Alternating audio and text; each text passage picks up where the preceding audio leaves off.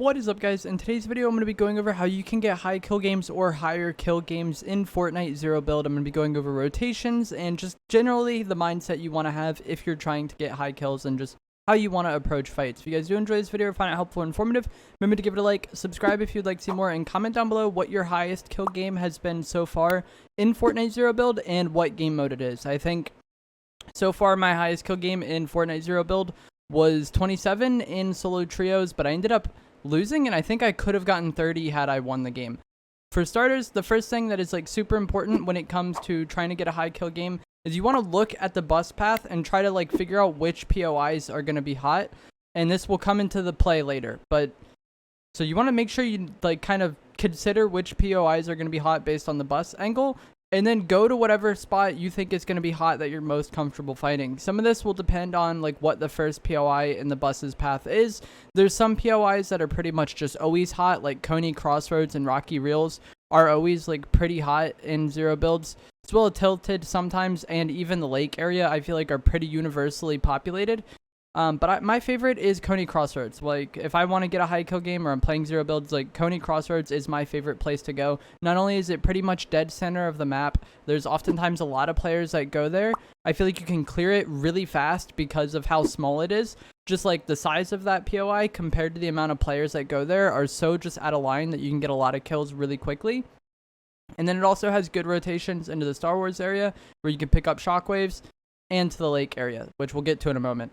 But the reason why you want to go to a hot location off spawn is you need to get a lot of kills very fast. If you look at your games, typically by the time first zone hits, a significant portion of the lobby is already dead, and the faster the lobby dies, or like the less kills you have compared to the amount of people that are left alive, really just impacts whether or not you're going to be able to get a high kill game. You know, if you have two kills and there's 20 people left, the odds of you getting a 20 kill win are really unlikely. But if you are already at like 10 kills at that point, or maybe even in the teens at that point, then you can maybe get a 20 bomb in that match. And so that's why you want to get a lot of kills off spawn. Not only are these going to be easy kills to get, just because people have less time to have looted up and get shield and like, you know, get mobility to draw out fights, but you're going to be able to get kills really fast, and just so much of the lobby dies out early on that it's very important that you go to a hot POI. Also, this isn't always the case, but odds are the other good players in your lobby are also going to be landing at that POI. A lot of the people who are really good at the game are playing to get high kills, and if you're able to meet those aggressive players off spawn and kill them, not only is it probably going to be an easier fight because it's off spawn, and like we went into earlier, they don't have time to have loot up and all of those things yet, but also if you get them out of the game, they're not going to fry the lobby, you know? If you kill them off spawn and they only got 2 kills, then that's more players in the lobby that will be left alive for you to kill that probably would have died to that good player. So there's multiple reasons why you want to land at a hot POI. Not only can you get a lot of kills really fast, but also you're probably going to get rid of the other aggressive players early on. And if you do get rid of the other good players off spawn, it makes your life much easier. So after you've cleared your POI, you want to rotate to the spot where you think the other hot POIs or the other populated areas would have rotated to.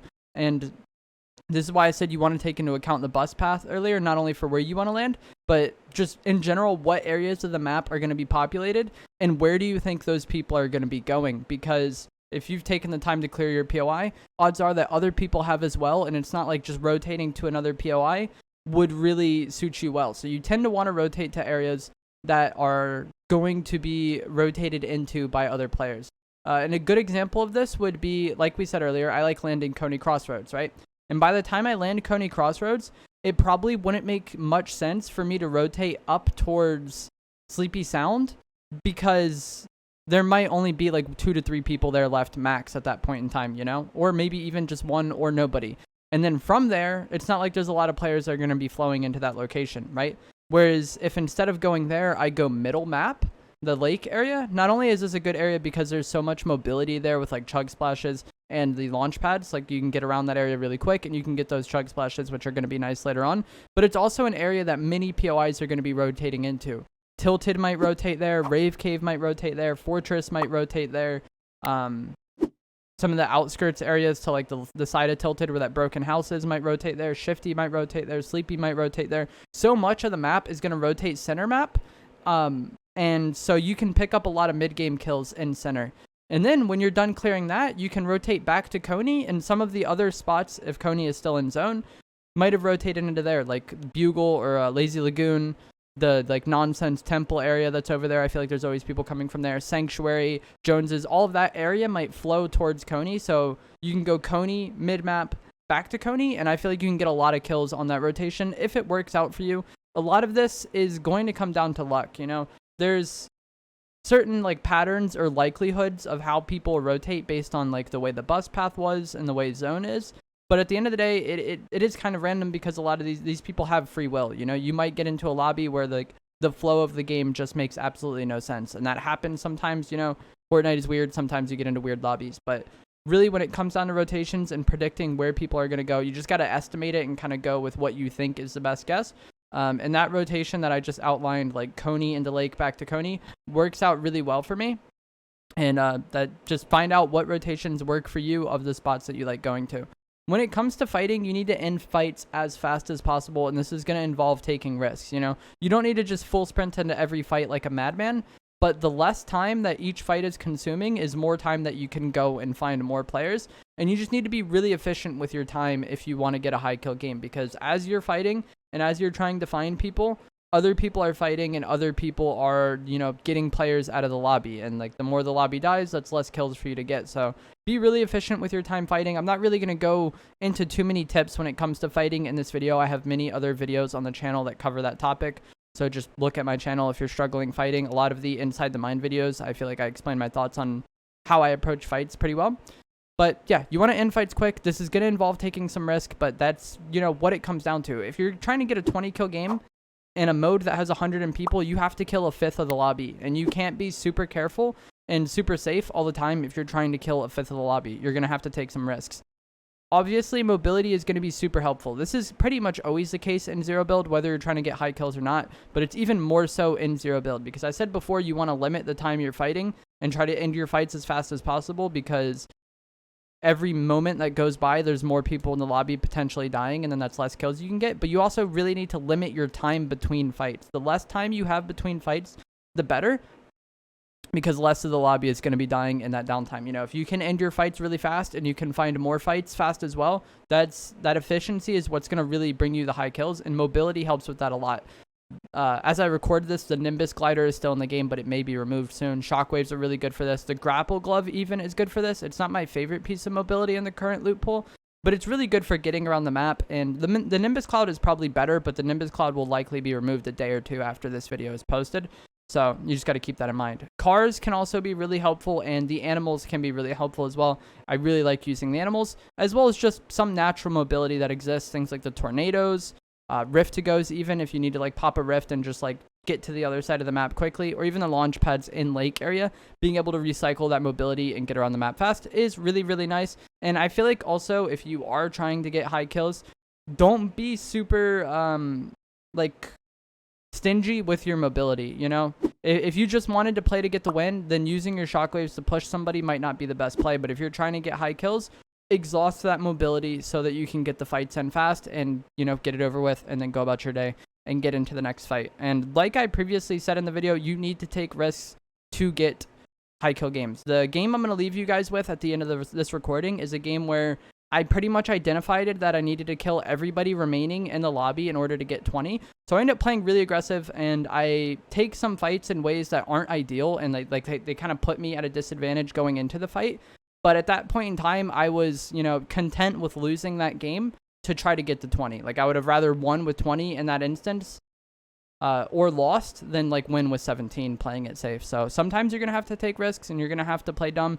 If you notice that, like, oh, I need 4 kills and there's 4 people left, you need to get all of those kills in game, and sometimes it'll work out. But if any 2 players end up stealing one of your kills, then you wouldn't be able to get to 20. And luck is definitely a factor. Like, I just talked about how you need to play incorrectly sometimes in order just to get in fights fast enough. I talked before about how predicting rotations and predicting where people are going to be is more of an estimate, and as you get more time in game, you'll kind of understand how players rotate. And also, if you're trying to get 20, that's a fifth of the lobby. If you're in a lobby with other good players, you're probably not going to get 20 kills. I've seen that a lot of comments on videos of people posting high kill games, and they'll be like, oh yeah, this is a bot lobby.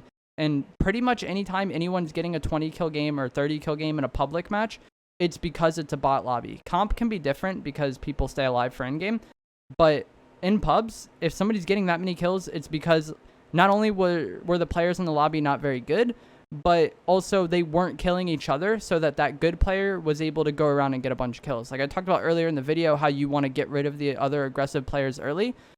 That same applies. Like, you know, if there's no other good players in the lobby, it's much easier for you to get 20 or 30 kills. So luck is definitely a factor. It's not everything, because if it was, then you wouldn't see some people consistently getting 20 or 30 kills. But you kind of have to be put in the right lobby with the right players, with the right bus pass, with like the right rotations. And there's a lot of things that are out of your control. So don't stress about it too much. But these are my tips and my advice if you do want to get high kill games in Fortnite Zero Build. If you guys did enjoy this video or find it helpful and informative, remember to give a like, subscribe. Comment down below what your highest kill game is and what game mode it is. I'm going to let the gameplay play out like I talked about before. This is a game where I had to push it and play pretty aggro to get to 20. And I will see you guys in the next video. Thanks for watching.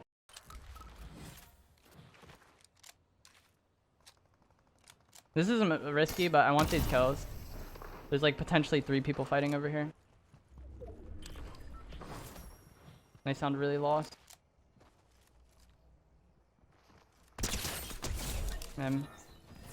He ended up getting the kill before we got over here, so we missed out. But yeah, look at that. Loot right there and loot right there.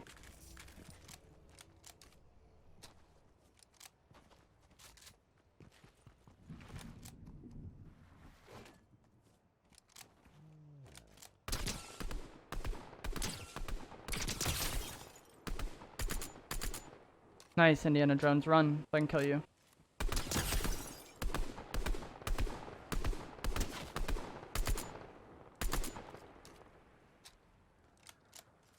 Alright, he gets away.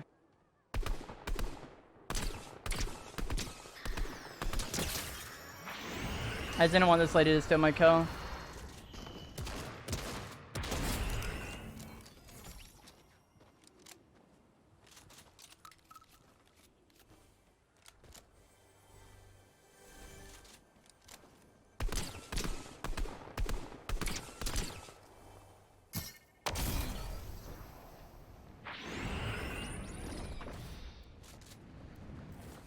Oh, what the hell? Dude, that guy just hit me so hard there. Did you guys see him when I was in the sky? I did not see him at all. I thought he had to have gone into the shack.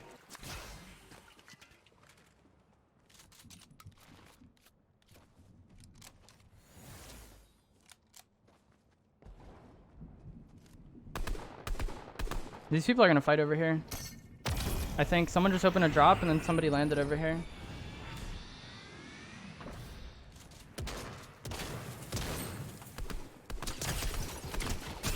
Oh, that guy's been running from me for so long.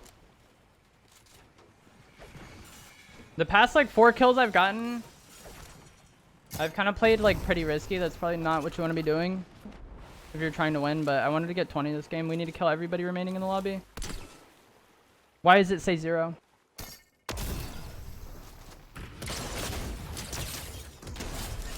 I don't understand this game. Why did it say 0 on my Nimbus cloud for like so long?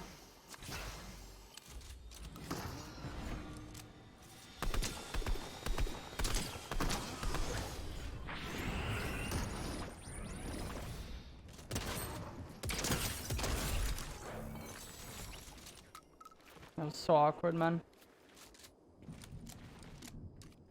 That's the shit that irritates me about this game. The last 2 people are fighting.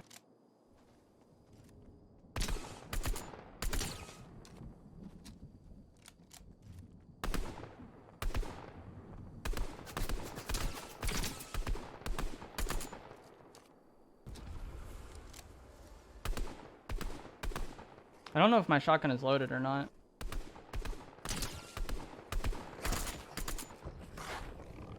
Let's hope.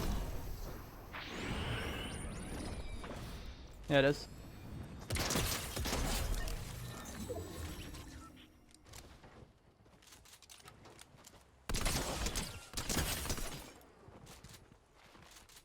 GG's.